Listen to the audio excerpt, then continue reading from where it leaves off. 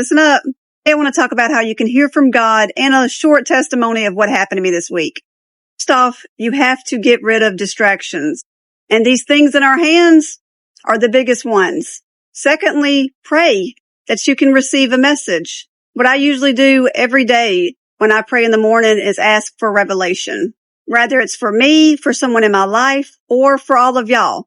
Sometimes God talks to us through His Word. And you know when it's from God because it's going to give you peace and not confusion. Sometimes you can hear Him audibly. I've heard Him twice in my life. And it was always to bring me peace at a bad situation. He'll either talk to you audibly, which is rare, talk through His Word, or prompt something in your conscience. For instance, if you've ever passed a homeless person and something in your mind said, give that person some money, it was probably God. You're in a grocery store and you get prompted to go over there and speak to that person about God. And whatever you feel led to say, it's usually what they need to hear at that moment, and they'll tell you that. And sometimes, like for me, it can take days for you to even get the answer, even though it's right there in front of your face. Now for my story. So most of y'all have already heard my testimony. You know that I have endured years of abuse. And with that, it drained my self-confidence, and I'm still having to work on that.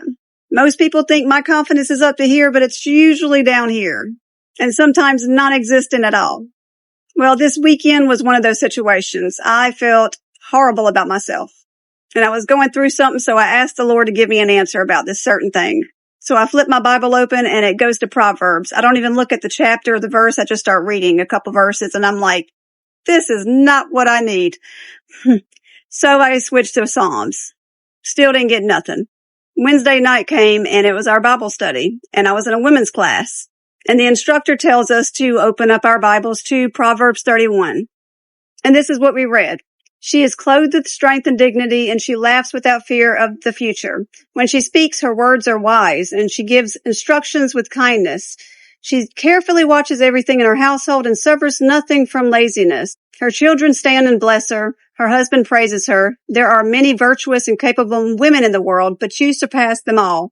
Charm is deceptive and beauty does not last, but a woman who fears the Lord will be greatly praised.